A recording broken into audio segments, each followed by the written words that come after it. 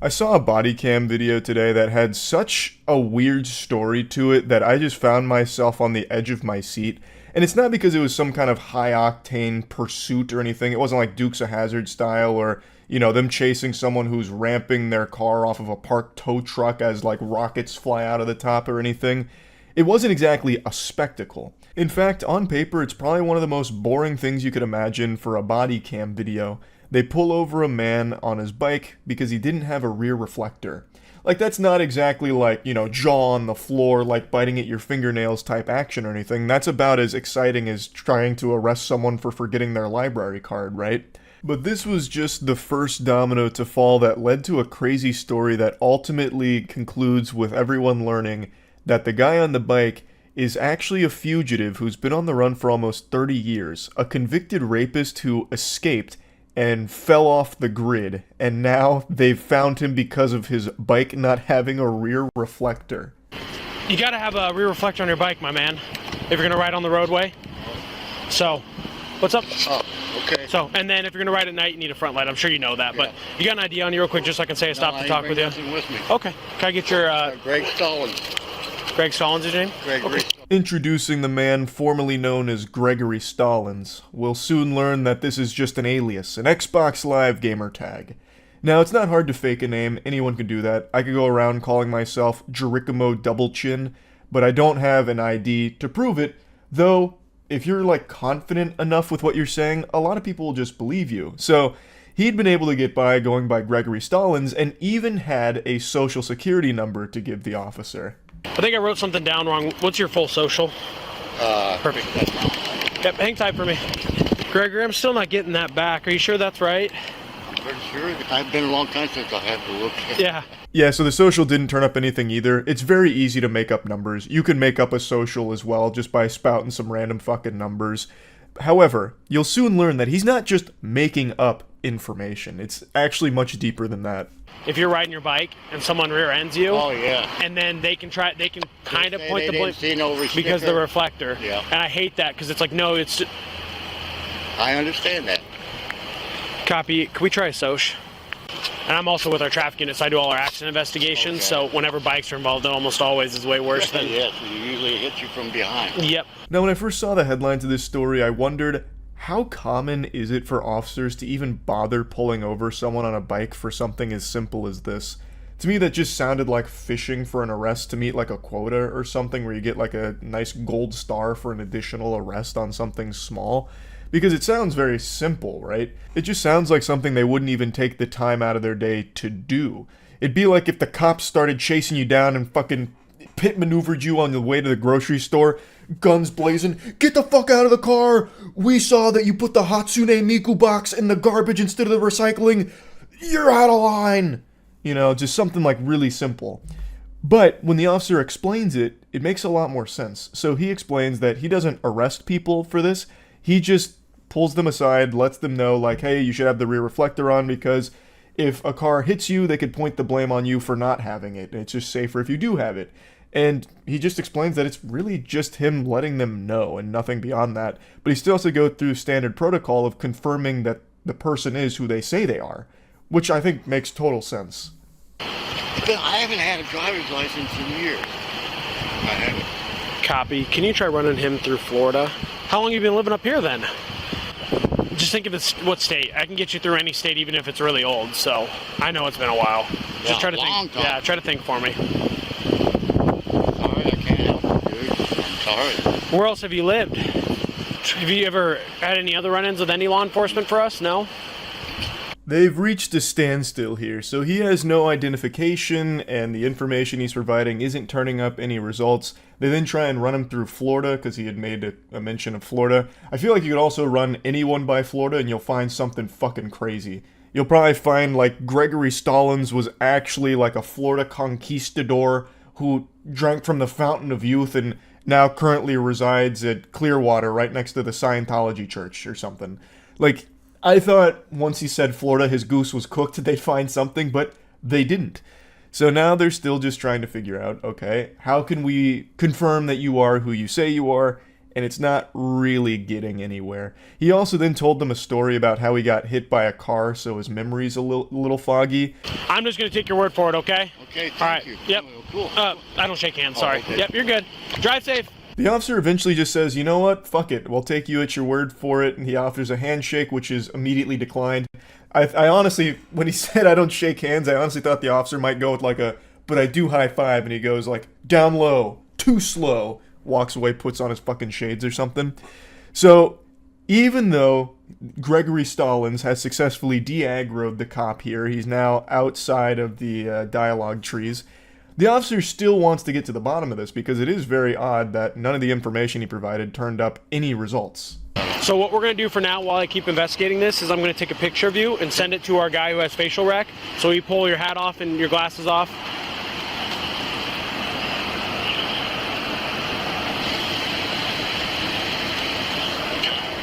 So, and both the socials you gave me come back to other people.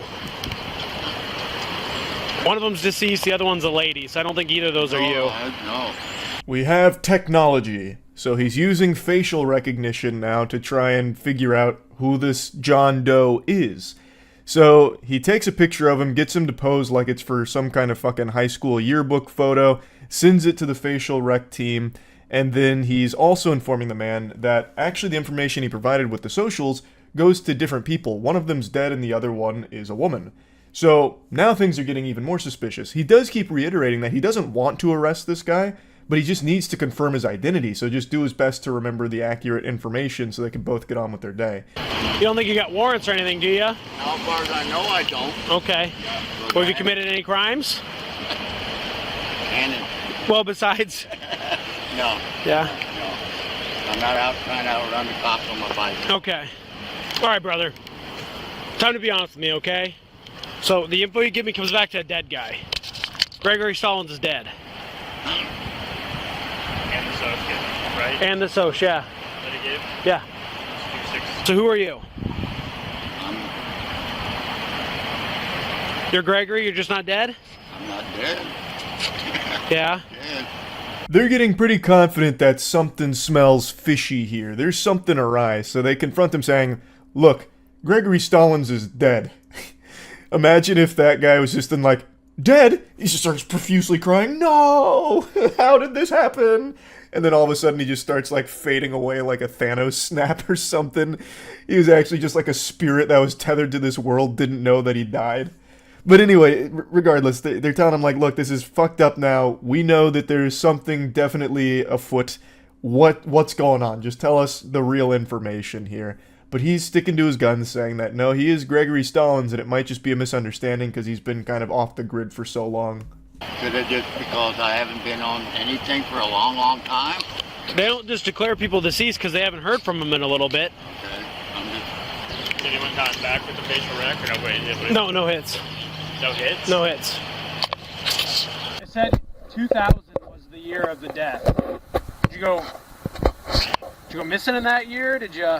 Someone report you missing and then they just I declare don't you. know. I don't talk to my people in a long, long, long, long time. Not even Big Brother was able to nail him. Facial recognition came up nothing, empty-handed. So they're back in the field with nothing but their words to fight this battle and figure out who the fuck is this mystery man here. They then start speculating maybe it's a big misunderstanding and he perhaps went missing in the year 2000 when Gregory Stallings was pronounced deceased. Like maybe this is a fucking Hey Arnold Dino Spumoni moment where he faked his own death and he's still just out here. So they ask him, did you go missing? And he's like, well, no, I haven't talked to anyone in a really long time. During the officer's phone call, he turns off his body cam, and it cuts back into them somehow discovering the fact that he is a convicted rapist on the run for the last 30 years. I get it, brother. I mean, I see both of it and I Yeah. understand it. Yo, none of us are mad at you. I'm just baffled that law enforcement has let you go for 30 years and not push the issue. They cut out the part where they discover the truth. Like, that is literally removing the climax of this whole situation. It'd be like watching a Sherlock Holmes film and they take out the part where they piece everything together to get the conclusion. That's so fucking stupid. What? So apparently, they somehow were able to figure out that this guy is not Gregory Stallings. Instead, He's this convicted rapist from the 80s who escaped in 1995 and has been on the run ever since. That's like a crazy amount of like breadcrumbs to put together, and they don't tell you exactly how that came about. That's fucked up. Like, I've said this for a long time. I think it is so fucking dumb that officers can willy-nilly turn on and off their body cam whenever they want. That, to me, defeats, like, the whole purpose of the body cam if you can just turn it off at will. You read about that all the time in cases of, like, really fucking awful situations, and then mysteriously the body cam was turned off, or the body cam just happened to be turned off at that point. Like, it's so dumb. There should be protocol in place to prevent that from happening. But then eventually VC showed up. VC said, hey man, cut the shit. Tell us your real name. He just told him his real name. I did that like 6 times. This is the only information I could find about how they got to the bottom of it. So VC showed up, just said, cut the shit, and the guy just forked over all the information, I guess. Just vomited out all of the truth. So maybe it wasn't like a really elaborate investigation that led to them discovering this. I think it was just this guy showed up looking all hard-boiled and shit and just pressed him saying, like, we know you're lying, just tell us your real name and everything. And then the guy did. Can you go to the vape shop, buy me a pack for $4.52? I am really inclined to do that because you were honest with us. So what kind do you want? The Crown Menthol 100. I'm not going to remember that. Crown Menthol 100. Yeah, just keep it, ask me for the cheapest menthol they got. I'll Book matches, too. I don't even have a light. Thank you. That's old. I do need a cigarette. You have a light though? No, that's why I'm telling him to give me a book of matches. Okay, alright, just making sure. Matches too. Book of matches. They're acting like best pals now. He even sends the officer grocery shopping for him to get cigarettes. I don't understand. He's like, yeah, you know what, I'm inclined to do that because you were honest with us. So he's rewarding him with like a fucking lollipop here, giving him the cigarettes. Maybe that was the deal they made, like, hey, look, pal, we know you're lying, and I'll go get you some cigarettes if you just tell us your real information. He's like, alright, bet, and then did so. It's also so weird how friendly they're being with this guy. They even in sync said book of matches together like some shit out of a buddy cop movie. But he's a convicted rapist. I've seen so many body cam videos where they're being unreasonably aggressive to people that are being cooperative and not rapists. Like, people that are, you know, getting busted on, like, super simple drug charges or something. They're like, you're the scum of the fucking earth. Listen, pal, you're lucky I don't run your fucking head on the pavement right now and curb stomp the shit out of you. And meanwhile, this guy, who's a rapist who escaped from a halfway house 30 years ago, they're like, yes, you want those cigarettes? Yeah, we can do that for you. But anyway, looking deeper into the George Hartleroad case, that's this guy's real name. He is not Greg Stallings. Huge twist. He is George Hartleroad. And he was convicted of rape in 1983. And in 1994, he escaped from a halfway house, and he's been on the run ever since. They're going to, oh, we got him again. Oh, we caught him. You're not everything. No, everything you said today has been 100% correct. I can't be mad about any of it because you've been 100% correct. Other than the dead guy's name. I didn't even know the guy was dead. Yeah, now you gotta find someone else to do it. Yeah, he died like 5 years later. He did not last very long. He did. So you better find someone else. Well, that'd be easy. Don't worry. That'd be easy. There was a brief moment during this where they weren't sure if they were supposed to arrest him, like if the state would still want him after all of this time. And eventually they concluded that, yeah, the state does still want him. And then they explained that he's going to need to take someone else's identity because the one he was using's been dead for so long. I think they were just joking about that. I don't think they're actually giving him, like, pro tips or anything on how to take someone else's identity. But he says it's easy to do that. So Greg Stallings was a real person. And apparently, George Hartleroad is pretty familiar with how to get that kind of information. Apparently, you can just get that at some homeless shelters.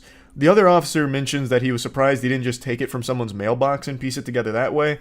But then George explains that that'd be deeper shit because that's a much harder thing to do, or a more dangerous thing to do. So it turns out he wasn't just pulling names and numbers out of his asshole, he actually did have that information, which probably explains how he'd been able to get by for the last 30 years when needing to provide information for certain things. So it wasn't just an imaginary friend that he made up. I will jump again as soon as they turn me loose. Every time... No, guys, they've been pumping my ass. for Yeah. 30, 41 years now.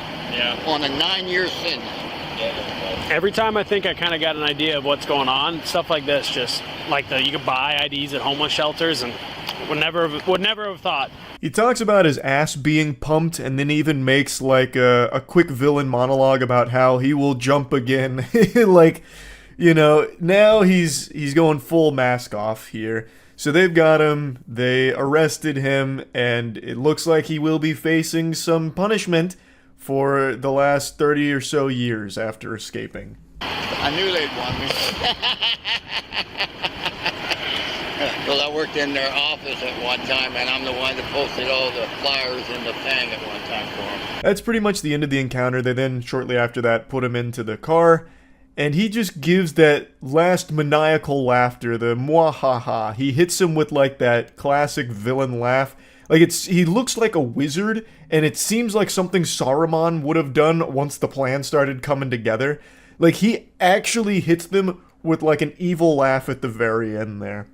So yeah, I saw this earlier today and just wanted to talk about it because it was just so interesting to me. That's really about it. So yeah. I learned about an extremely degenerate cop today that had a video surface with his behavior that's probably more embarrassing to the department than that cop that started going like G.I. Joe mode and just mag dumping after an acorn fell on his squad car. Officer Anthony Hare of the San Diego Pussy Department found himself in hot water after he was caught red-handed in the back seat with a female arrestee after she said she was down to fuck. So one can infer from the context here that they weren't back there playing any Magic the Gathering. They weren't having themselves a commander night. There was sin and semen that contaminated the vehicle. He laid down more than justice that night. He's since resigned, but you can scrub away the cum, but you can't scrub the video footage because it has surfaced. Not of him actually, you know, doing the dirty deeds here, but of him being caught because he locked himself in the back seat and thus needed assistance. And speaking of assistance, I bet you need help drinking beverages in a better way. That's what this Moist Gamer Subs Waifu Collab Cup is all about. It's still available for about one more week, so go ahead and get this puppy right now. It's the finest goblet you'll ever drink out of. I'll put a link to it in the description. But anyway, let me go ahead and show you the video here as we go over the more particular elements of the case. So there was an officer in San Diego. Here, I'll just play the video. You don't even need to read the breakdown. I'll just show you the video real quick. Well,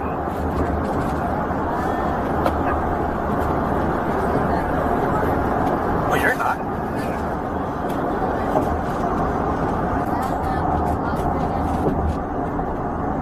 Don't say that right now.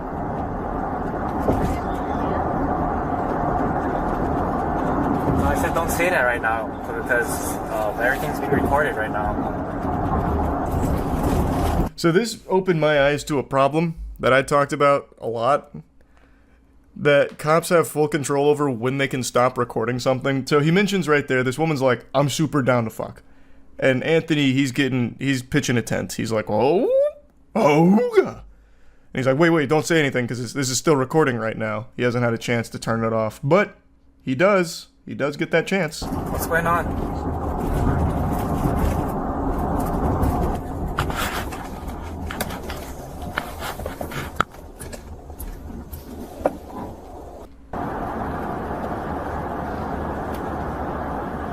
So then he takes her down here, and then they slam ham, and he gets locked in the back seat of the car.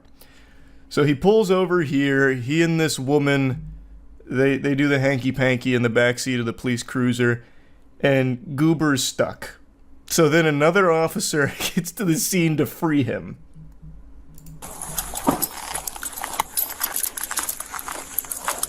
In front of a house. Yeah, that was another thing. The place he pulls in front of is just a fucking house. Like, imagine, like, you see the police car pull up, you're like, oh god, what's happening out here? And then you see this officer fucking in the back seat of the car here. Like, he didn't even go anywhere secluded or anything. He literally just slabs up in front of this house.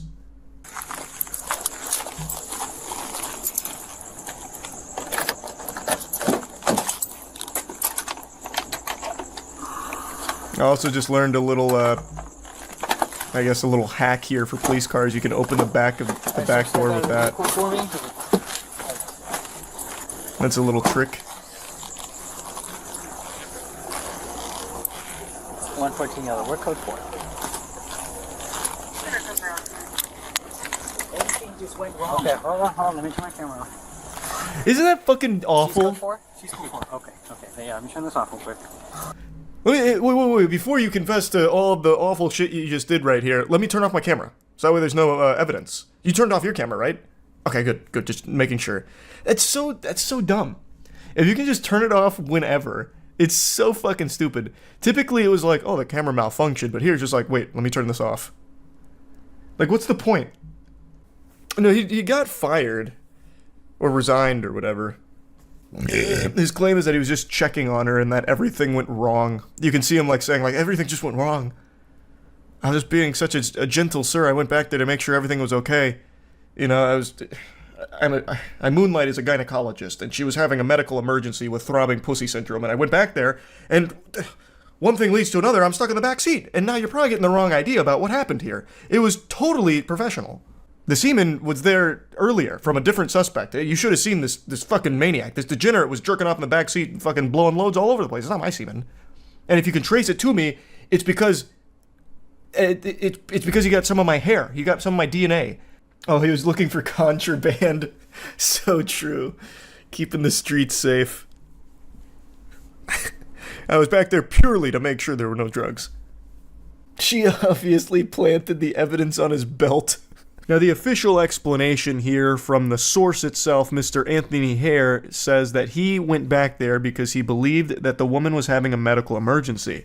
I'm actually inclined to believe Mr. Hare on this claim because I think there is a very high chance she was suffering a medical emergency.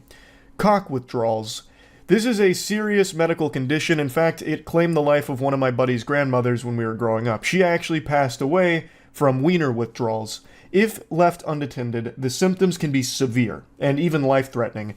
So Mr. Hare was just following his code to the letter. Protect and serve. Penis. And he didn't want to do it. Brother is a hero. He shouldn't be forced to resign over a misunderstanding. He should have been given the key to the city, I'd say. This whole thing is a classic example of it's not what it looks like, you know. He did what he had to do in the moment, and then, if we go back to the explanation, it all makes perfect sense. When he was getting out of the car, it accidentally knocked his body camera off, which is just a pure coincidence that the body camera, went dark after she had made the statement about being down to have sex, and after him mentioning that the body camera was recording things. It's just really just unfortunate timing that he happened to have knocked the body camera off and it went dark right after those things had been said. But it could happen to anybody. According to the other officer, Mr. Hare was pretty embarrassed, refusing to elaborate on exactly what was happening and why he needed him out there and why he was asking about like a master key to the vehicle and stuff like that. And the woman was also, interviewed by investigators, and she claimed that he had asked for her number and to meet up when she was released from jail, saying he wanted to get with me when I was done with the warrant or whatever I got arrested for. She told investigators there was never any sexual contact between her and Mr. Hare. Really? You sure about that? What happened? Was there ejaculation showers that night? Why did he have cum on him? Where was that? Did someone like drive by and like throw in a cum potion? Like, how did that happen if there was no sexual contact? But who am I to question the official story, I suppose? One thing I would like to see a little bit more elaboration on is why the officer who showed up told him to stop talking so he could turn off his body cam and they continue the conversation. That's a little weird, right? If it was all just like a big misunderstanding, wouldn't you want that on record so you could clear up all of the misconceptions about it? That just seems a little suspicious. I just think it's super dumb that at any point in time, an officer can just turn off their body cam, and that doesn't lead to a lot of questions about why. I don't know, that just rubs me the wrong way. Kind of defeats the whole purpose of it, really. I wonder how often this happens. Probably more often than you'd think, I would guess. You remember, I actually made a video on this one like a year ago. There was a cop who slabbed up in front of a school I think it was a high school, and had a woman come into his police cruiser so they could fucking clap cheeks, so that way they could steam ham together in the back seat of his police cruiser in front of the school, and then he would kick her out. So they were like having an affair, and they do it in front of a school. So it probably happens a lot. In general, is it illegal to have sex in a car? That's a really good question. I'm gonna Google it. Because I think it would count as like public indecency or something, right? Wouldn't it, if you got caught?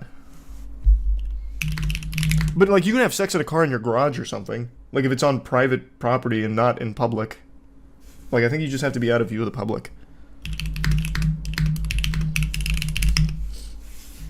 Generally, it is illegal to have sex in public if a reasonable person believes that someone will see them. Therefore, if you do not have reasonable expectation of privacy and you decide to have sex in your car, you could be brought up on criminal charges. Yeah. So you can if it's not in public view. So somewhere private. Which makes sense. Makes membership pricky. Though I like the idea that there's just a blanket illegality to it, like having sex in a car will have you in jail no matter where you do it. So like you park your car in your garage, you fuck your wife or whatever, and then all of a sudden the sirens are blaring like, get the fuck out! Get off the ground! We know what you just did here! You're going to the slammer! Having sex in a car! Have you no decency? If you fuck in your car in the garage, do you leave it running? Educational question. I guess it depends on how long you last. If you're a one-pump chump, you could probably get away with leaving your car on, but if you actually go for a while, like maybe there's a carbon monoxide risk, potentially. I guess it depends on how long you do it. I would say you'd probably want to turn your car off just to be safe.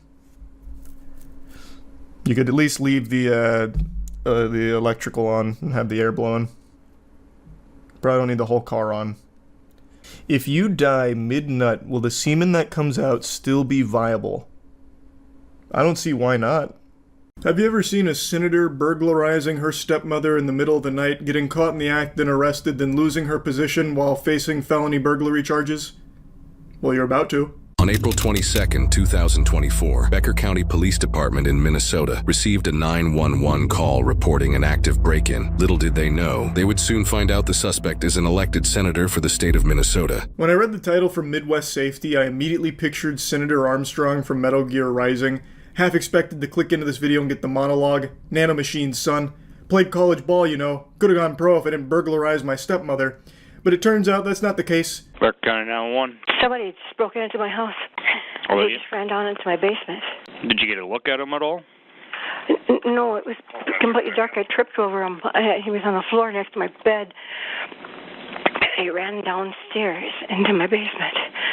Okay. Spoiler alert, the burglar is a senator named Nicole Mitchell. Well, now former Senator Nicole Mitchell. And she, I think, holds the title of the most incompetent burglar in human history. This is some shit out of Home Alone. This is the not-so-wet bandit here. I don't know what the thought process was. So apparently she was, like, hiding under or near her stepmother's bed, and her stepmother tripped over her, which is how she was alerted to her presence. And then she just, like, fucking pitter-patters her way to the basement to try and flee. So then the stepmother's like, what the fuck? What in tarnation? Calls the police, and she's like more confused than anything. Like, yeah, there's a burglar here. I tripped over him. He was like under my bed. I don't know if it was like a panty raid or what, but like they were under my bed, so I tripped over him. Would really love if you came and arrested them. They ran into my basement, I think. I have a little steak knife in my hand right now. Steak knife? Okay. All right. I don't know where they could have. I don't see any, She's clearly very frightened, like anyone would be in this situation. She's grabbed a steak knife to protect herself if things go south. I imagine she'd bust out some fucking Leon S. Kennedy level moves if, you know, the situation called for it, but luckily the police got there in a pretty timely fashion, it seems, because when they arrive, the burglar is still there. Police department! Make yourself known! 37 Becker got a little motion underneath the stairs in the house. Sounds like he's trying to get outside of the back to the north of the house.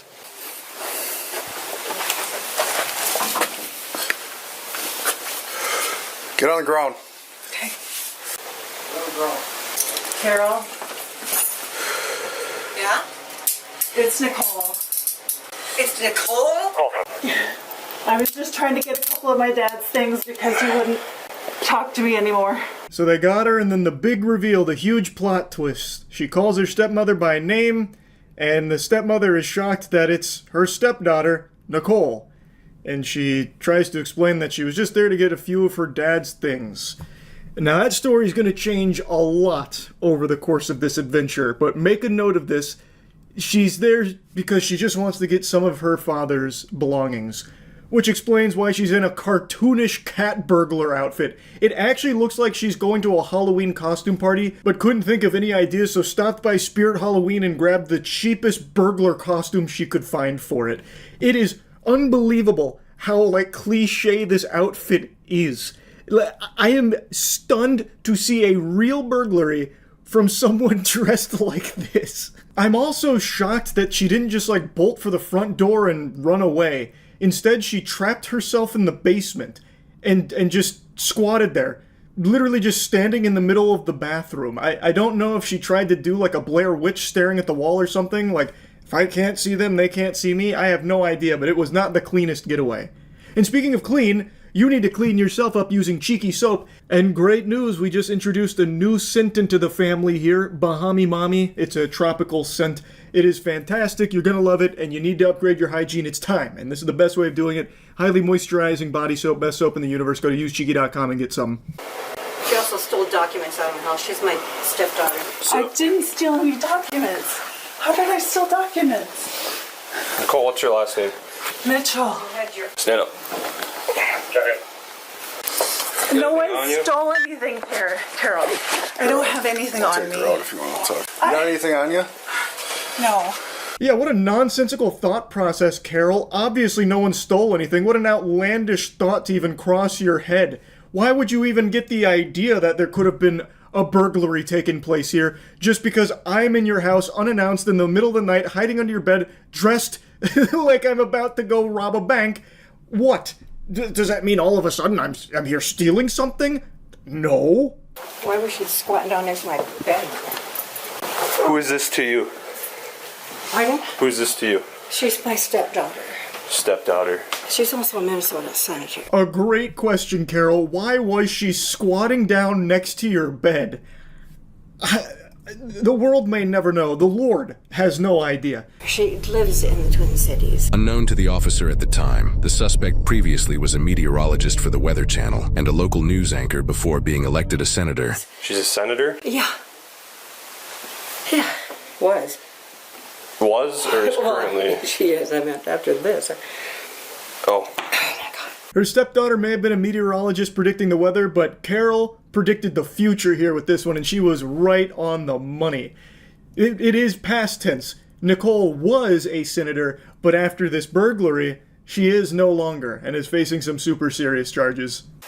My husband passed away, just her father. And the day after he died, her aunt came here, and they walked out with all these, it was Tuesday. Okay. They were walking out the door with all these forms, and I ran out the door. I said, "What are you guys doing?" Nancy said, "We're just trying to help you, just trying to figure out where you are financially." No, it's a... So here's where breadcrumbs start to connect a little bit. Carol mentions that Nicole is very close to one of her aunts, and after her husband passed away, they came and took some documents from this house while saying that they're just making sure she's doing everything, correct when it comes to finances. Which... that smells a little fishy. There's something stinky afoot there. And now all of a sudden Nicole is back unannounced in the middle of the night dressed like a fucking thief class in an MMO. My dad died last year. She's paranoid. Well, now she's really paranoid. But, Has she done this before? Not that, but she's insisted that my son should get nothing. She should get everything, all that stuff. Where'd she come in at? Get into my bed. You know? I don't have a clue. when everyone tried to help her right after the funeral. She's not trying to help me. She's trying to get money. She kept... I can show you my bank account. Well, let's go upstairs. So this is Nicole Mitchell's strategy. This is her go-to play here to try and weasel her way out of the trouble she's in. The crux of her argument for why she's there is that her stepmother is paranoid, and she's been mentally declining, and she's senile, doesn't understand things, so she's, talking all crazy, all that paranoia. But Carol, I think, seems pretty sharp here in recognizing that Nicole is probably there for financial reasons again, because it seems like that's something that's happened in the past, granted not to this level. And Nicole just keeps harping on, no, she's just paranoid. As Nicole is literally dressed like a fucking burglar out of a Saturday morning cartoon in her house in the middle of the night looking to steal shit. I don't think that's paranoia. Paranoia indicates that there's some level of, delusion or, disconnect from reality. Carol is very grounded in reality. Nicole Mitchell is off in, fucking goober space. Yep, there he is. That window? Over here, yep. Okay. Is this her bag? Must be. I don't know. Yeah, stuck in the window. I'm just hoping this mistake won't completely I know, I did something bad. After the funeral, my aunt tried to help her. She thinks they stole from her when they were just trying to get her affairs in order. Okay. She was progressively cut off the family. They find a backpack half pushed through the window. They eventually find 2 laptops in that bag, which coincidentally, turns out Carol is missing 2 laptops. But we'll get to Nicole's excuse for that in a moment. She denies that the 2 laptops are Carol's. And now, while talking to Nicole, she once again tries to harp on, she's just, unreasonable, and she's just real out of it. She's gone loopy. She thinks everyone's out to get her, and so she's progressively cut off the family. To be honest with you, Nicole, I can see why she would progressively cut off the family here, considering one of the family members is breaking into her house in the middle of the fucking night, lying next to her bed doing, a tabletop challenge or something. It makes sense. I don't think it's paranoia. I think she made the completely correct call in cutting off this part of the family here. And she mentions the aunts, something Carol also mentioned without the 2 of them even communicating, so it's pretty clear that there is something going on with the aunts and Nicole and the finances here that Carol has after the passing of her husband. Okay. But she's got Alzheimer's, and she's gotten... I know this doesn't help. This is just going to prove the point. But she's gotten paranoid and thinks we're all out to get her and won't let anyone in the house. I just wanted to get a couple of my dad's mementos, and that's all. Okay. So what kind of mementos? A couple pictures and maybe one of his shirts. So she's saying that Carol has Alzheimer's and thinks everyone's out to get her, and thus she broke into her house to get some of her father's mementos.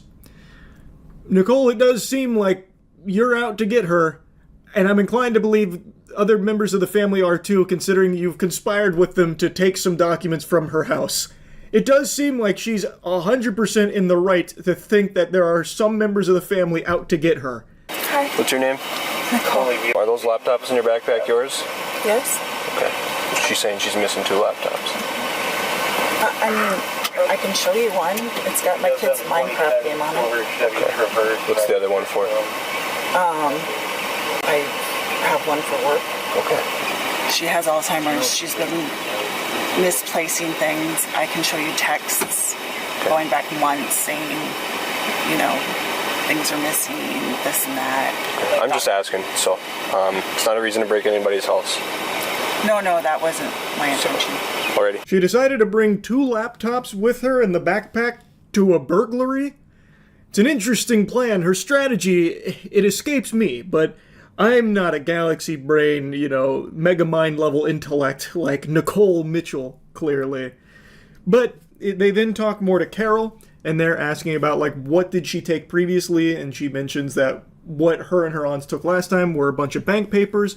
The officers are asking, well, why would she be taking these things? How does this help her? And then she mentions that her husband didn't have an actual will. So the bank papers and all that she believes is for, inheritance stuff, financial kind of gain. Which makes a lot of sense. Significantly more sense than Nicole's story. Okay, how come it has Carol's name on it? It was one that she had given me way back when to use for the kids. Well, she's missing 2 laptops. That's what she said. So I'm taking this laptop. How about this one? Okay, that one's got your name on it.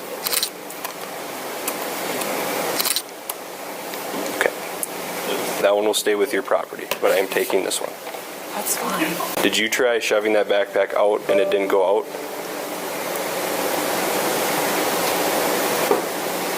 I want to answer your questions. So one of them had Carol's name on it, and the other does seem to be actually hers. The state of Minnesota laptop right there. So she did, I guess, bring a laptop to this. My guess being she wanted to take Carol's laptop and upload things from it to hers, perhaps? I don't know. I'm just spitballing here. But it is very clear that she had some bad intentions. I don't think it was just to get some of her father's mementos. And in fact, she completely drops that narrative, by the way. After this arrest, this is the only time she tries making that claim. She then must have consulted with a lawyer or something, fucking called Saul, but Saul was too busy on Fent or something, because then she completely changes this story and goes with the narrative that she was actually only there to check on her stepmother's well-being because she cared so much. She just loves her so much and wanted to make sure she was okay. Which is a felony, as well as possession of burglary tools. Mitchell was a Minnesota state senator at the time of her arrest and refused to resign after the incident. She accused her mother-in-law of suffering from paranoia about break-ins and senility. She also refused the release of the body cam footage. After her arrest, she posted on social media changing her story that she claimed in the body cam footage. Instead of saying she was there to take possession of her father's mementos, her social media post claims she was there to simply check on her stepmother due to her health issues, and she startled her, essentially putting the blame on the stepmother's medical problems. Now, I'm not going to pretend to be an expert on wellness checks here, but this seems like a really bad approach to checking on someone whom you believe to have declining mental health. To dress up like a burglar and then hide under their bed in the middle of the night unannounced, and then scaring the bejeebus out of them, then scurrying down to the basement while desperately trying to get through the window. I don't know, call me crazy, but it just doesn't really seem like the priority and the goal here with breaking into the house was just to make sure that your beloved stepmother was doing okay. I feel like if someone was wanting to check on me, they probably wouldn't bust into my fucking house in the middle of the night and hide under my bed, causing me to trip over them, still say nothing, by the way, and then just run away. I don't know, I wouldn't have that moment and be like, oh, thank God they checked on me. That wasn't a burglar, that was my best friend, no doubt, making sure that I'm doing okay. Ah, that's so sweet of them to stop by in their burglar costume in the middle of the night. What a crazy story to try and spin. There is no human being on the planet that would believe that.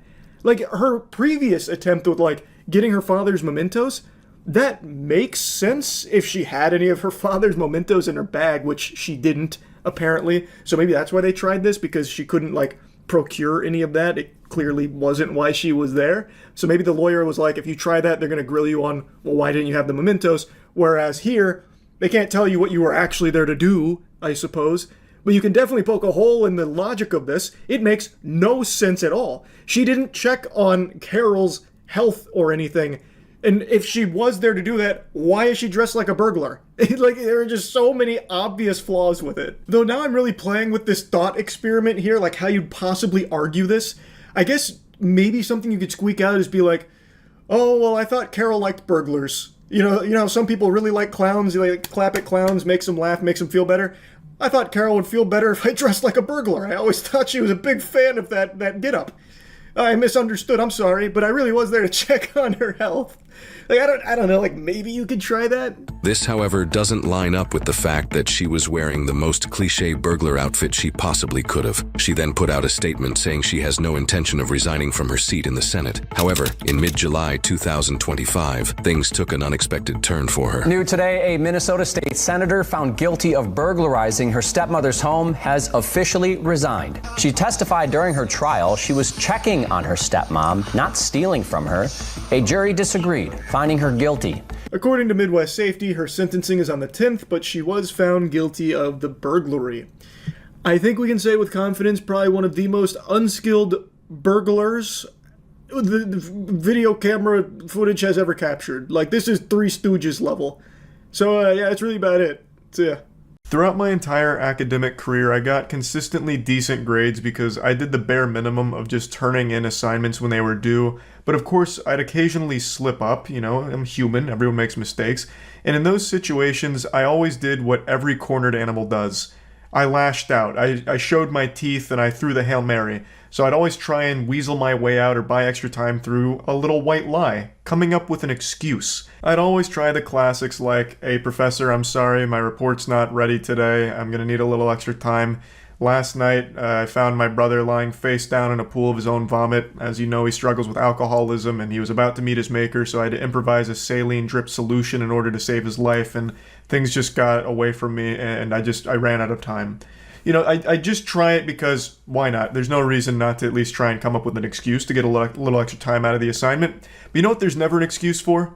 Drunk driving. Yeah, you bet your sweet bippy, all of that was to say, I have no fucking respect for drunk drivers at all. I think it's inexcusable, I think it's unforgivable. Like, there's just never any justification for driving drunk. Especially not in today's world, where there's like Uber, Lyft, there's like 1,000 ways of just getting a ride home. Like, Jesus Christ, you could probably find someone on Craigslist that's giving piggyback rides out for $10. Like, there is just always a better way that doesn't involve driving drunk.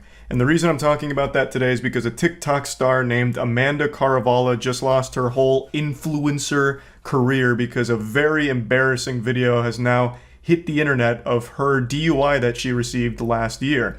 It's fucking rough. I just saw a lot of people talking about it. I don't know the TikTok star, but it's apparently a pretty goofy video. So I wanted to at least see a little bit about it. It's nothing crazy. Okay, I'm still gonna give it a chance. This intro is going so hard for no reason. Makes me feel like I'm watching Miami Vice.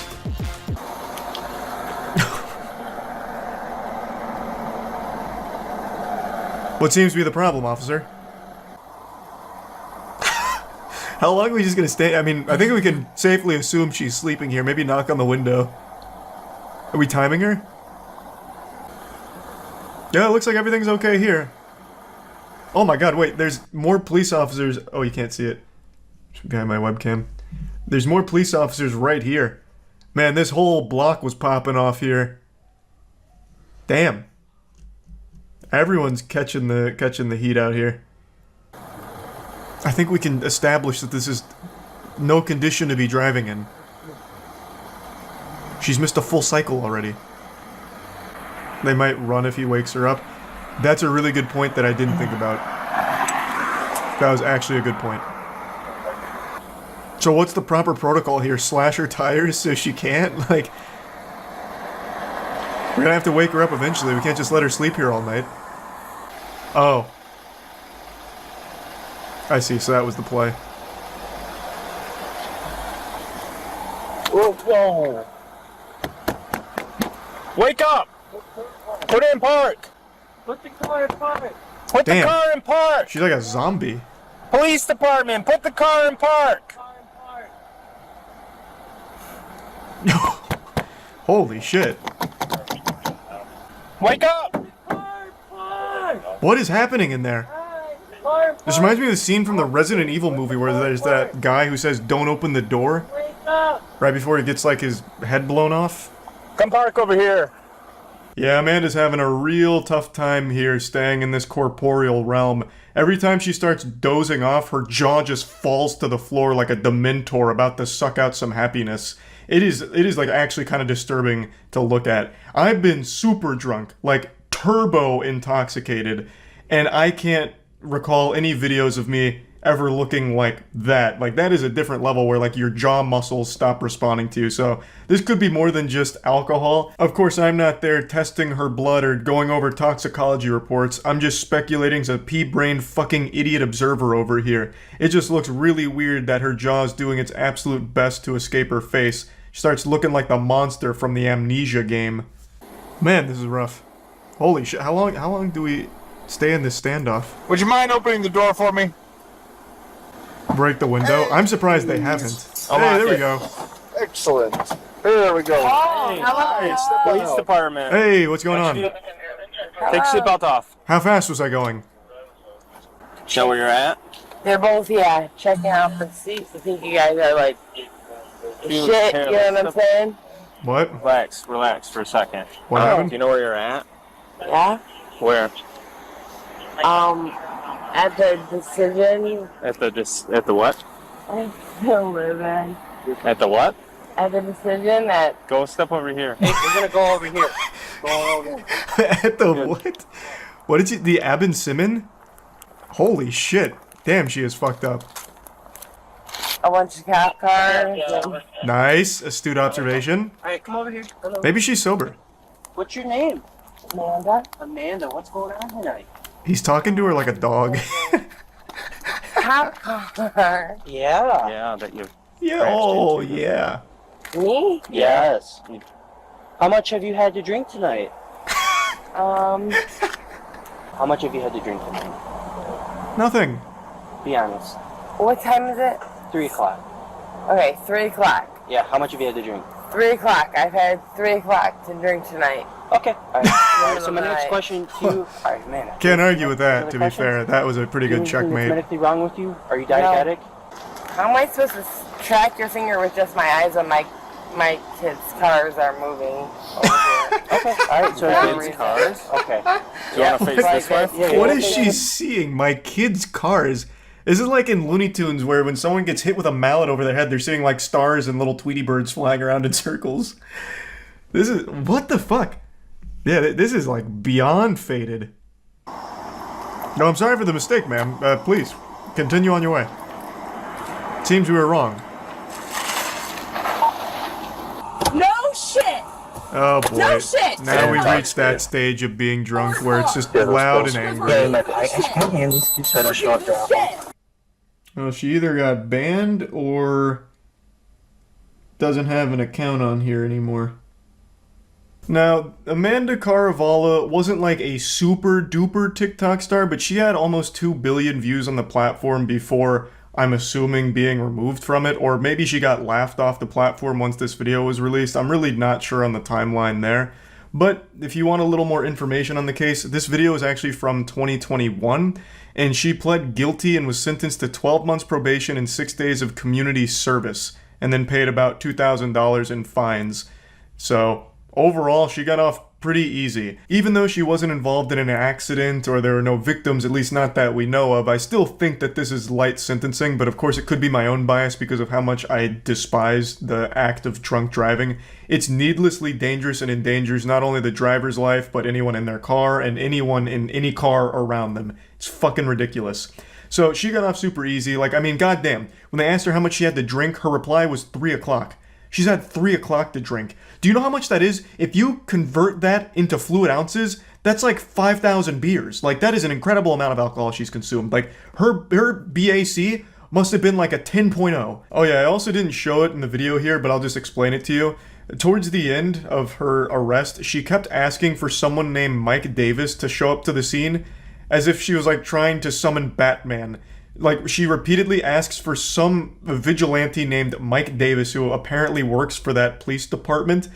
And that got a big giggle out of me because I love to imagine, like, Mike Davis hears his name being called somewhere and he hops in his car and his cruiser, turns on the siren, scoots in sideways and gets out like an action movie hero and says, "All right, boys, I've got it from here. You're safe now, Amanda." Like, I just have to imagine, like, she must have known of someone loosely in the police department and just tried her best to, like, get out of this by dropping his name to no avail, still getting arrested. And then she makes a huge hoopla in the car on the way there. But yeah, I just wanted to show this because I think this is an instructive moment on how your entire online career can be undone with one horrible decision. And not only that, a decision like drunk driving could just straight up end your life. One bad decision like that could just straight up fucking kill you. That's not an exaggeration. That shit happens all the time. Fuck drunk driving. Don't do it. A little PSA. That's about it. See ya. A drunk driving lawyer was recently arrested after flipping her car, and the footage from the arrest has just been released by a YouTube channel called Police Watch, and I thought it'd be fun to go over it because goodness gracious, heavens to Betsy, it is an interesting one. This lady is truly horrible. Hello. Hello. Did you call? I don't know where the girl is that was driving. She's right there. Whose car is this? That's my grandson's, and it was parked right here. He Okay. hasn't went anywhere all day. Alright. And Is everybody okay? Yeah, Okay. everybody's Alright, okay. I'll just have you guys hang out over there for now, okay? Now you're all brought up to speed with the lore here, the context of the situation. An intoxicated woman was driving her vehicle, hit a parked car, which caused her vehicle to flip and land on its side. This actually looks like something out of GTA when you ramp off of a parked tow truck but you don't fully land the stunt. Hello. Hi. Looks like you might have crashed your car, huh? Oh my gosh. Hi. Yeah, I'm Rachel. Nice to meet you. Rachel? Eli, nice to meet you. What's going on? How'd this happen?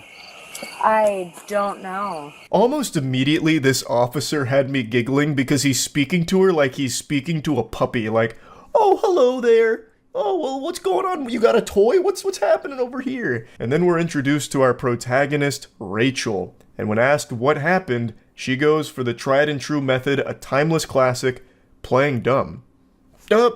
Geez. Oh, man. Boy, howdy. I don't know how this happened. What is the car doing on its side? That can't be right. What a confounding mystery we're faced with, eh, officer? You're not sure? Yeah. It's your car? This is my vehicle, Yeah. yes, obviously. Well, how did it end up on its side? Do you know? Did it just... I mean, obviously it didn't just Right. by itself. I see a kid's seat. There wasn't a kid in here when this happened, No, was there? Okay. no children in here. Obviously, this didn't just happen by itself. Right. So that... Were you driving it? You're going to quickly realize that obviously is Rachel's favorite word in the English language. She uses the word obviously more than a teenager uses the word like. It started to lose meaning for me with how often she was saying it during this video. But she's trying to explain that it is her vehicle that's ended up on its side, but she doesn't really understand how it happened. Obviously, something must have happened. But what? We've got to get to the bottom of this, officer. We got to figure out how my car ended up like this. Perhaps a strong gust of wind? Spontaneous tornado? Unlikely. But what about Godzilla stomping around causing a bit of shaking on the road, which caused my car to pop up on two wheels, Dukes of Hazzard style, and just flip? I don't know, officer. There's a lot of things that could have led to this, obviously. I obviously was driving the vehicle. Okay. So, I mean, do you, Go ahead. do you Just need the always one ask for redundant Adam Goes Victor. questions, or you just ask questions? I just ask questions. I'm just trying to figure out what's going on, that's all. Yeah, It's I mean- Rachel, right? It is, Rachel. It's nice. Yeah. I was just driving down the road. And then on 10-4, my can you run? vehicle. So were you driving this way? Yeah, obviously. That's the way the vehicle's facing. Why do you So, keep saying obviously? well, I mean, I think... The officer's asking too, why do you keep saying obviously? He just rolled up to the scene. Pulling up to a scene with a fucking rolled over car on its side isn't exactly the most normal thing ever. That's not something that just spontaneously happens. Especially on like a not busy residential street with nothing around. This is a fucking barren, empty area here. It's like she just crashed outside of Courage the Cowardly Dog's house in the middle of nowhere. So clearly the officer doesn't know all of the details around how this could have possibly happened. So he's asking you. I don't know why she's so combative already.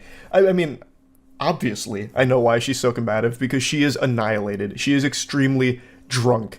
There's no telling where the alcohol stops and the blood starts in her body anymore. She is doing her best to try and find some way of weaseling herself out of this situation. A car turned on its side here isn't just some, like, random thing that happens. So her going, obviously I was driving in this direction, there was a car, and well, one thing leads to another, and now look at the pickle we're in. Yeah, you know, it happens all the time. Why are you making a big deal out of it, officer? Do you always ask such redundant questions? Everything with this scene is pretty obvious, so... Okay. I don't think there's much left to... I guess, did you just not see the car on the side of the road, or how did it end up getting hit? There was no car on the side of the road. There wasn't? Not to my knowledge, no. Rachel, I am looking at the car on the side of the road that you hit. It's still right there. It hasn't despawned. It's sitting right there. You looked at it. The officer shined a light at it. Did she drink herself blind or something? What are you talking about? The car you hit is still right there, staring you in the face, staring a hole through your soul. I don't know why she's trying to, like, pretend it's not there. There was a car driving this way. I was clearly driving in my lane. Okay.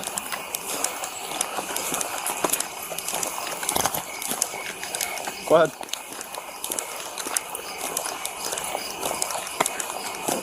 She's trying to cast like a genjutsu on the officer here to convince him that there was another car driving and that's the one that's actually at fault. Clearly she was in the correct lane, like a good law-abiding citizen and a very not drunk good driver.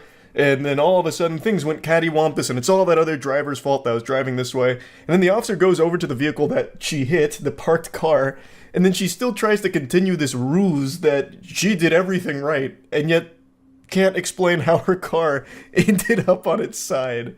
Oh my god. And the entire time she still stays so condescending, so insufferable. Where are you coming from tonight, Rachel? I was coming from my friend's house on the south of town. On south of town? South. Yeah. Okay. Super Was there anyone in the familiar with vehicle with you when this No, happened? there was nobody with me, and I can tell you, like, there was obviously, You had anything to drink tonight, Rachel? no, I You haven't. can just be honest with me. Well, I'm convinced she's stone cold sober. Well, now we just gotta find the guy who's responsible for flipping her car over, that hooligan, absolute scoundrel. I also don't understand what she started doing with her hands there. She just goes like, obviously, and then starts doing like a John Cena, you can't see me. So I don't know what she was trying to do there. It looked like she was about to bust out a fucking anime move with that one, or start going into like some crazy dance moves, like a body wave or something. No, I It's not haven't. gonna it's not gonna incriminate you any further. or No, anything no, like I know. Nope, no. that? Nothing to drink, huh? Not since 6 p.m. 6 p.m. So I would For a say, few hours, huh? yeah. Like, What did you have at 6? I had what we considered a beer cocktail, Beer I cocktail. guess. How much alcohol would you say is in that? It's a 4%, 4%. And you just had one of them. Yeah, it's just a fun. A beer cocktail, Rachel. Do you think me a fool? Are you pulling my leg? A beer cocktail? Kind of fucked up alchemy is that? What kind of awful potion? You kidding me? That's the best you could come up with here? You expect anyone in the world to believe that you drank one beer cocktail? Jiminy Christmas. And you were doing such a great job with your acting performance. This display was immaculate. I was almost convinced, Rachel. I really was. If I couldn't hear the video, if I played it on mute, maybe. Every single word she has said, she hasn't been able to get out without it being slurred. She is unable to form a coherent sentence. She is lost in a fucking fantasy land right now, stranded in Narnia here, doing her absolute best to try and explain away how her car is on her side, when I am pretty sure she doesn't even know how it happened because she is so fucking drunk. We were at a fantasy football draft tonight. That so. explains the jersey. You a Cowboys? Yeah, that's Are you a why I'm in Cowboys New fan? Jersey. Yeah, I'm You a are? Cowboys fan. All right. But yeah, I just had one cocktail. It was a, I don't know the brand name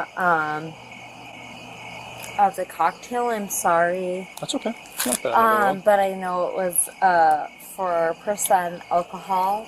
Don't worry, Rachel. I'll go ahead and dunk this alley-oop you've tossed me. I think I know what the brand name was of the cocktail you consumed. Was it perhaps a Liar's Light?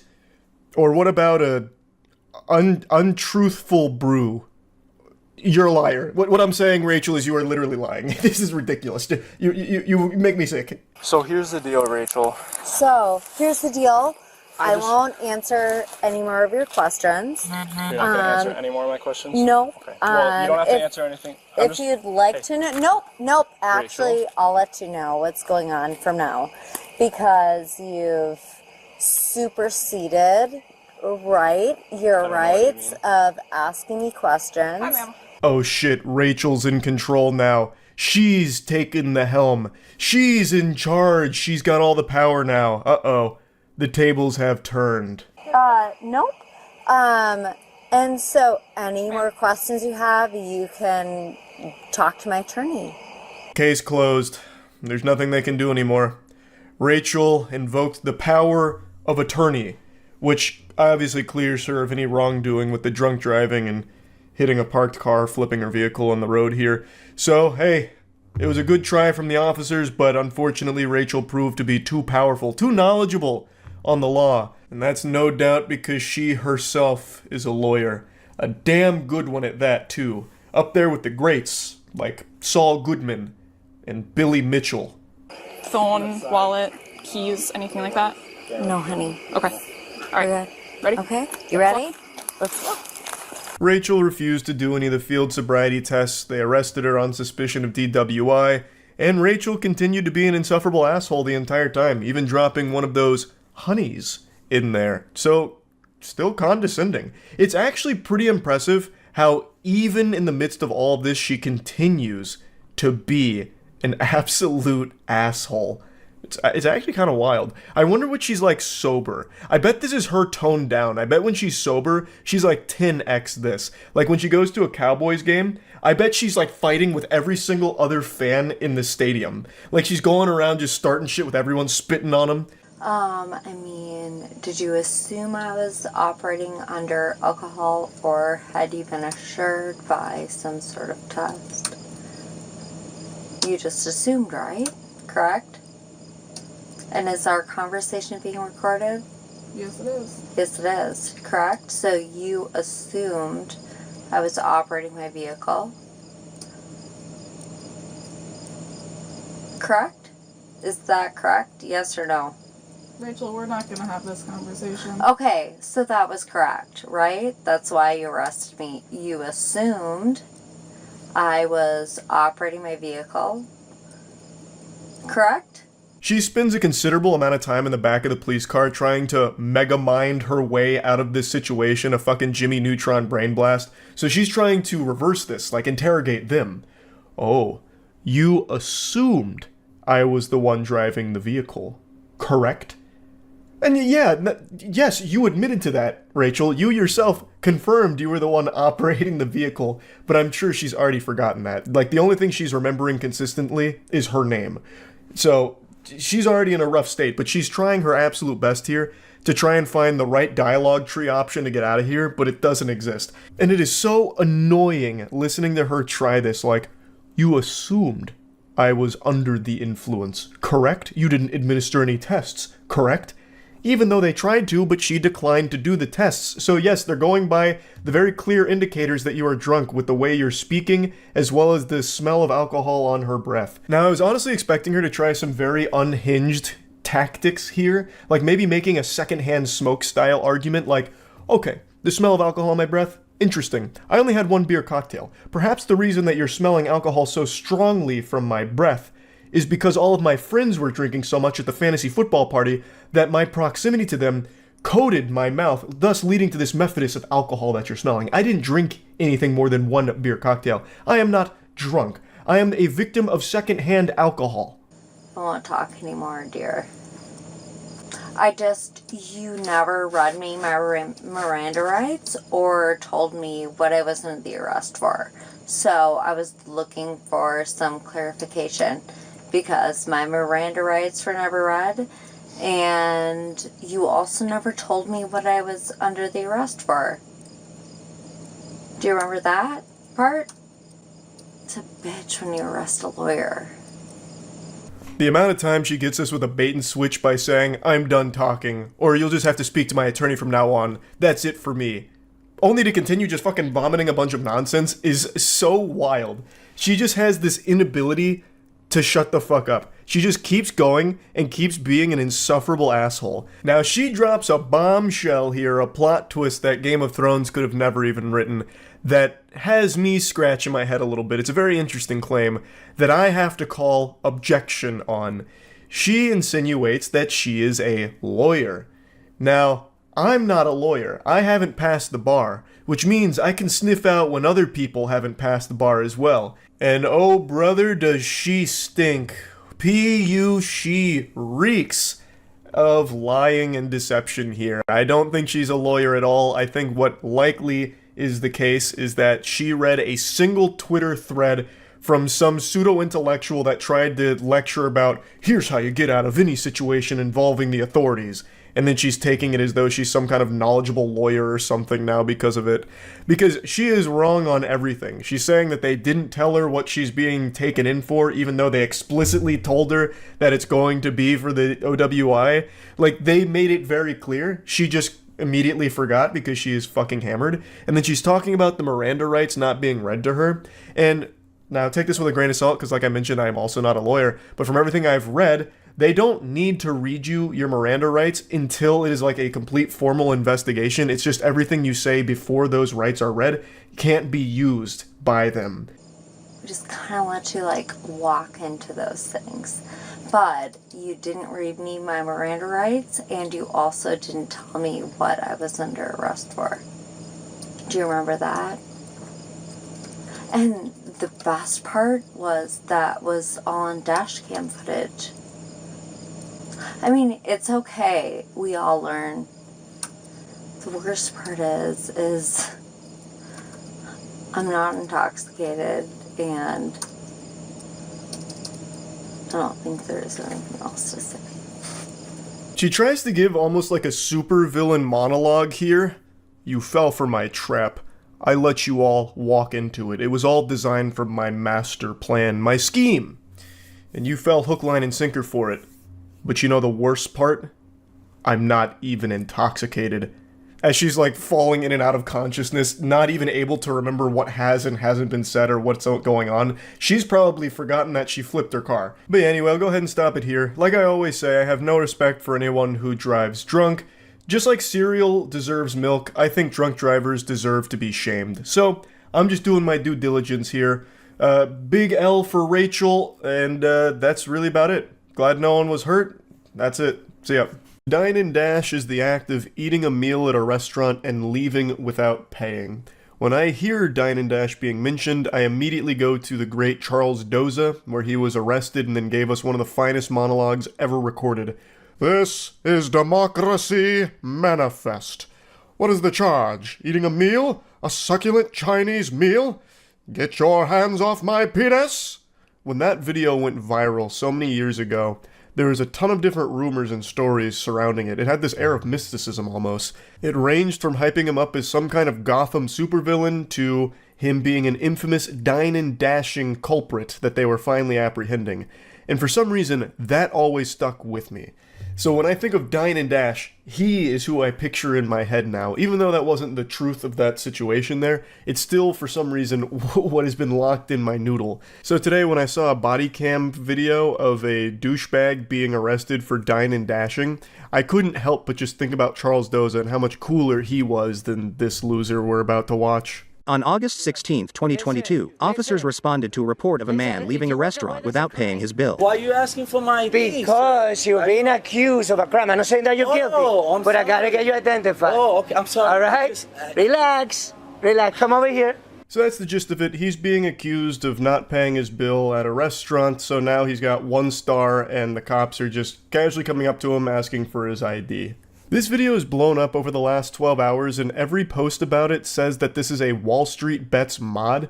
I'm sure all of you have heard of that subreddit, Wall Street Bets. It's a very popular one, and I don't know if that's a true statement or not, but if this really is a mod on Wall Street Bets, that makes this situation even goofier, because this goober is the quintessential Reddit mod in real-life caricature, and good heavens, it couldn't be more fitting. It's exactly what you envision when you picture a mod interacting with other human beings in the real world.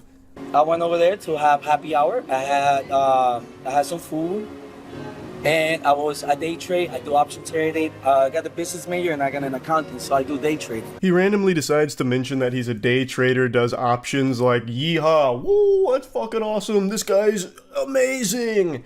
It has nothing to do with anything. That is totally irrelevant to everything. It wouldn't matter if you're Michael Jordan. It doesn't change anything. It doesn't matter. You didn't pay your bill. You can't do that. Were you by yourself? Yes, by myself. All right. How much did you eat? What did you buy? No, it was only $70, bro. $70 worth? Yeah. All right. So... God, his attitude is so insufferable. So he's laughing at, it was only $70, bro. I make that in a millisecond with my day trading and options because I am a Hustlers University graduate and I learned all about this kind of stuff, brother. Like, I was on Reddit the other day getting my financial advice as I usually do, and I'm making a killing right now. $70, that's nothing. This is a non-issue. He just doesn't understand, like, liquidity versus supply and demand. He doesn't understand the bell curve, the angle of azimuth. I tried to pay with Apple Pay. Okay. And he said, like, I'm sorry, sir, we don't take Apple Pay. I was like, cool, I gave him my credit card. My credit card didn't go through. His face was really upset already. And I'm like, I tried to educate him. I'm like, listen, I don't have any liquidity with me because most of my capital is my investments. In banks, I don't have banks neither. He sounds like me when I was back in high school thinking of excuses for why I didn't finish an assignment. Like just a bunch of nonsense mumbo jumbo. He goes through this long speech about why he can't pay for it because he doesn't believe in liquidity. You know, liquidity is a belief held by simpletons, and he doesn't have anything in the bank. He'd be a damn fool to have anything in the bank, obviously.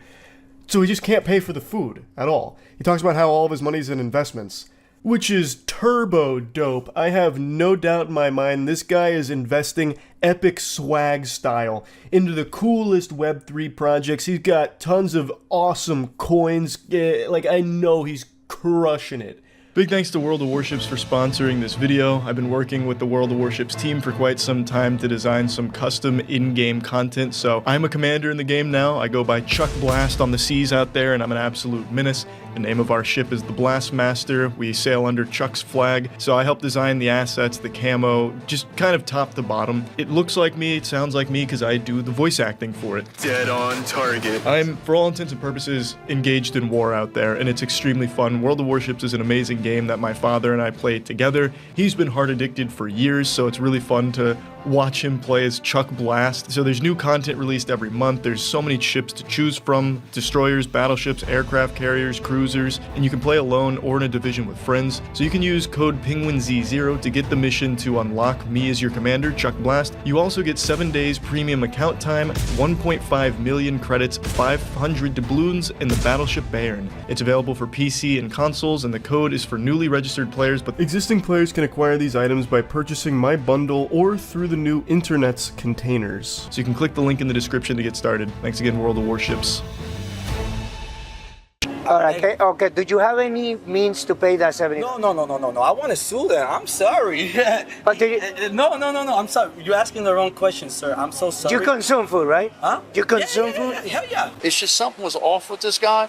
He pitched this crazy fit, went nuts in here, threatening people. I'm talking about, like, went nuts at the bar. I love that he's playing the victim here like this. Oh, actually, I want to sue them for thinking I couldn't pay $70 measly dollars. 70 clams?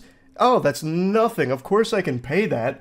I have no ways of paying that because all of my money's in these investments, but I obviously have $70, and, you know, I want to sue them now. Like, the delusion on this guy is incredible.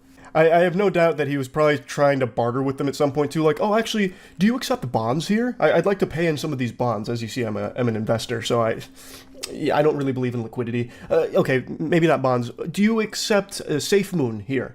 No Safe Moon? Oh my god, you guys are so behind on the times. This is archaic. No Web3 capabilities here? Okay, how about, can I pay you in Cum Rocket coin? Okay, I'm out of here. You won't accept Cum Rocket coin? I was even going to leave a 200% tip. That's your fault now. $70 is nothing. That's literally no money at all. I fart and $70 comes out of my ass. It's not that I can't pay, it's that I'm not going to pay because you're not accepting real currency like my shit coins here. And apparently he was throwing a tantrum too, threatening people. What an unhinged lunatic. Do you have a way to pay that bill now? Correct. No, I don't have it now. You can? All right. I can't pay it. But I want to report the business. All right, but listen. Because it was a statement. Can I say this? Walking away from a tab is No, he kicked me out. Yeah, I know, but because... No. All right. No. Hold on, Victor. No, you can't, Victor. You can't, because then you're going to go to jail. No, I know. Relax. Put your hand over here. Put yourself over here. No, hands. No. Put yourself over here. Don't come with that, sir. Weirdo NPC here is trying a very interesting technique of being as annoying as possible. I cut out a large chunk of it there because it was just him putting on this, like, drama club thespian troupe performance about being on camera and shit, just to be a nuisance. So I think what he's trying to do here is just be so bothersome to the officer that the officer loses interest. So he, like, de-aggroes the police officer by just being annoying, and the police officer just doesn't want to deal with the headache and leaves. I'm pretty sure that's what his strategy is, but luckily, it doesn't work out. You know, how late can we stay open? It might take him till 10 o'clock before he can pay his tab. He was on his computer. I mean, it was nuts. This guy is out there. Oíste, si le falté respeto, excúsame, because I go through this racist stuff all the time, stereotyping. But today I was like, you know what? I'm tired of it. I think this guy is just a real con man, and I think he's going to go from place to place. Call Officer Leo. Yeah. He then tries to claim that it was racism here that led to this situation. So he's really going for every possible approach he can to weasel his way out of this. The business owner here is saying how he thinks he's a con man who just goes business to business pulling this stunt. And I think he's probably right. It feels like this isn't his first rodeo with dine and dashing. It feels like this is probably something he does pretty often. I got the money to pay, and I was trying to pay. All right, can you pay now? No, I'm not. I'm trying to pay, so I want to sit down, have a water while I get my payment. This guy must have the orb of confusion in his pockets right now, because he is spitting some stupid shit. He is on that moron potion right now. It's so confusing listening to him. He's lost in his own sauce. He's like, oh, I just wanted to have a water. I was going to pay. I can pay. I was planning on paying. I wanted to pay. I was going to pay. The officer says, well, can you pay now? And he goes, no. It's like, what the fuck? Can I do that? All right, the signal 20, I need to know if they want to press charges. Yeah, because, No, I want to press charges, not them, me. Officer. Andrade, can you answer me that question? Charges, not them. I want to press charges to the restaurant, not to me. I'm sorry? We good.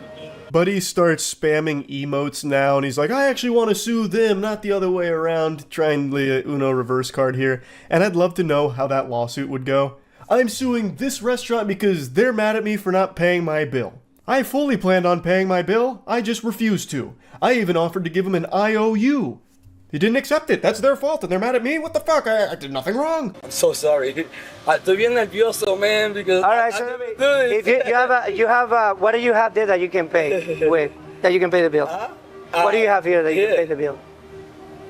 Right here, sir. My Robinhood account where I do day trading. No, but you can't pay with that. Yeah, so that's my only form of payment. That's not my problem. I'm trying to pay. All right, hold on. Thing. Yeah. 71 switching to... He flashes his Robinhood account, which makes me believe he probably is a Wall Street Bets mod, because that's the starter pack. He's like, no, look, I could absolutely afford to pay. Look at my Robinhood account. And the officer's like, brother, you can't pay with that there. And he's like, I know. But look, it's right here. I can't pay, but look at this money here. This is where it all is. It's not my fault. What am I supposed to do about that? Too. I'm sorry, no, déjame callarme porque me siento tan mal because I'm questioning your This is so funny. You can't wait to see what's gonna happen. It's amazing. His mannerisms, he's like going full Joker mode here. I'm the Joker, baby. This guy's just acting like he's some kind of weird, quirky goofball. He's like, oh, you're not gonna want to miss what happens next. It's gonna be amazing what happens next. Gotham deserves a new class of day trader, and I'm gonna give it to him. Póneselo en el siéntate. Sit!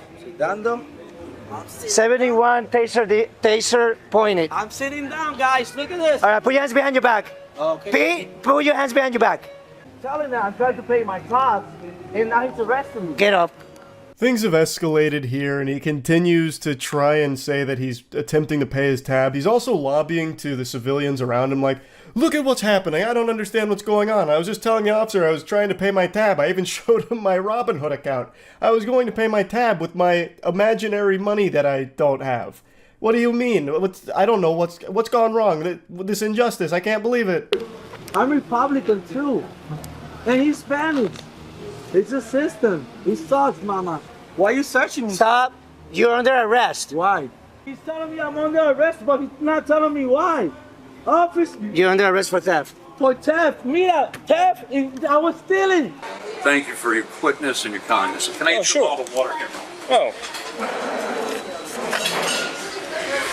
Stay hydrated. Thanks so much. Appreciate that. The juxtaposition between these two officers' experiences is comical. One of them's having the worst day of their life, having to interact with this insufferable loser, and then the other one's just hanging out with the restaurant owner who's being extremely sweet and then just gives him water, and he's like, oh, well, thank you so much for this. I appreciate it. Yes, don't delete the video, please. Thank you, Officer Hernandez. Thank you, man. I appreciate your service. Just don't delete the video. I cut out a lot there. Things get very messy. It reaches this weird climax where this guy just starts going a little ballistic and wiggling around, which eventually ends with him getting taken to the ground and charged with resisting on top of already this. And now they've got him in the back of the patrol car and he's asking them not to delete the video, which I think he really should have asked them to delete the video. I don't know why he thought he'd come out of this looking like the good guy here. everything you could do wrong, he did wrong many, many times. I'm honestly convinced that he must have been the diversion to a bigger scheme, like something out of Ocean's 11, where this guy was supposed to just occupy all of the police's time by just being as loud and over the top as possible to direct their attention all on him while his associates do crime elsewhere. So that way it'd keep the heat off of them and focus entirely on him. Because that's what it feels like. Out of nowhere, he just starts like yelling and screaming and trying to like get everyone's attention from the public around him too. And it just makes this huge hoopla, this massive song and dance out of this situation. So it really feels like he was the diversion in a movie for a bigger crime plot. It was weird. I can pay the tab right now if you want. Like, it's no problem. And I can tip him the $100. No? And I know it was a miscommunication, and I know you're gonna have to apologize to me, you know? And the owner is gonna have to apologize to me too. You can't pay the tab by just flashing your Robinhood account at someone. It doesn't just beam the money quantumly into their cash register. You can't pay it. That's the whole root of the issue here. You were provided a service under the expectation that you would pay for the service you were provided, and you can't. Also, you apparently freaking out and throwing a massive tantrum in the restaurant probably didn't help things at all. I imagine if you were a bit more respectful about it, like, oh man, Apple Pay's not going through, my credit card's not swiping, something must really be wrong. I can afford to pay this, but maybe we'll need to think of another way of doing it, this and that. Like, if you were more respectful about it, I imagine this may have played out a little bit differently. But anyway, I just wanted to talk about this a little bit. That's about it. See ya.